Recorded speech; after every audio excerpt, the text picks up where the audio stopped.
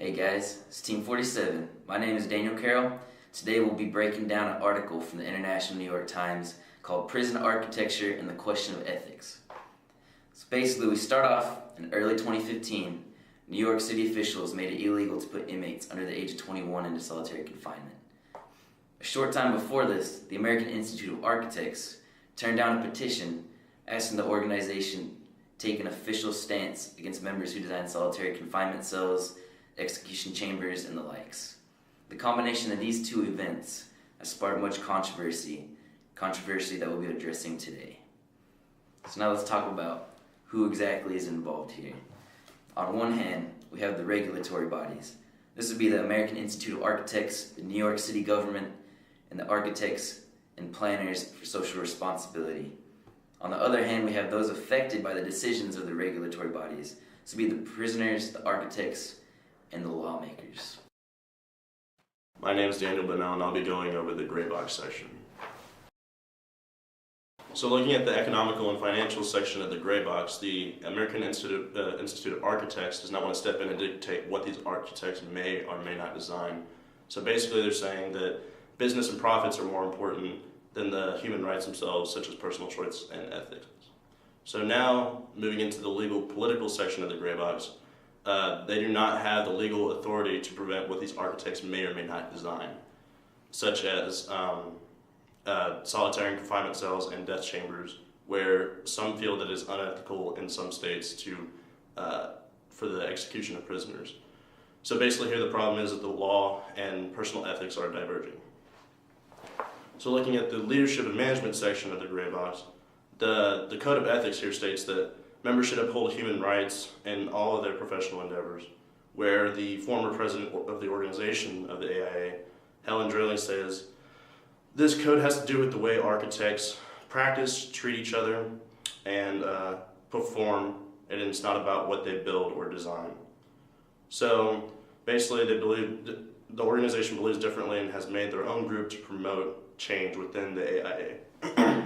So with the individual architects building and designing these solitary confinement cells and death chambers, is it reasonable to say that these architects are performing violations of the code of ethics?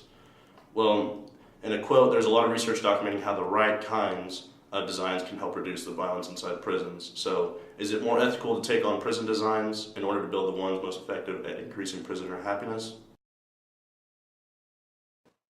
My name is Brittany Jones, and I will be going over the virtues, vices, argument, and counter-argument and conclusion for our presentation. There are some virtues and vices at play here in this particular situation, such as fairness, civility, and greed.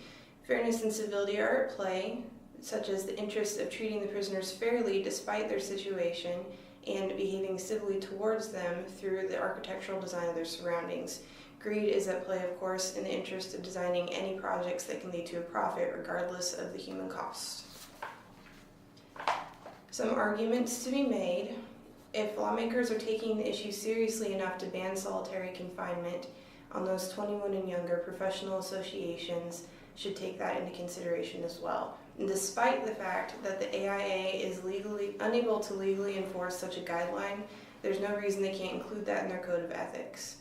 The Code of Ethics is meant to be a set of guidelines for an organization, not law, and such a stringent set of guidelines would boost the reputation of the organization in the marketplace.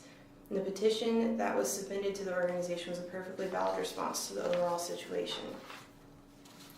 However, there is a counter-argument to be made. Architects should be free to design based on their own beliefs and what they believe to be best for the building that they are designing. Architecture is much like a form of art, and stricter guidelines will discourage innovation. The petition was rightfully rejected, for as Helen Drilling puts it, members with deeply embedded beliefs will avoid designing those building types and leave it to their colleagues. Architects self-select depending on where they feel they can contribute best. Sperry is attempting to impose his own personal business ethics upon the organization as a whole. So in conclusion, the AIA should look at their values and determine which set of business priorities would bring in the most business and make their own members the happiest. This scenario is really normative ethics versus descriptive ethics. The petition was an attempt to impose what should be done onto an organization who is interested in what is actually being done in the marketplace, that is, building what there's a demand for. Architects don't need a special code to behave morally. If it's understood that it's morally wrong to build solitary confinement rooms, then architects are perfectly capable of refusing to take on those sorts of jobs. Some key takeaways from this presentation as a whole: the law does not always reflect ethics or ethical codes for organizations. Normative ethics do not always align with descriptive ethics. The real world doesn't always support what should be done. People are always free to develop their own personal business ethics and then deal with the consequences. Alright guys, we're almost done. But before we go, I'm going to throw out a couple questions for you guys to think about after we're done. So here we are. What other types of jobs have similar ethical issues attached to them? Are architects to be held accountable for how the spaces they design are used? Which perspective would fit more through a utilitarian perspective, and why? Thank you.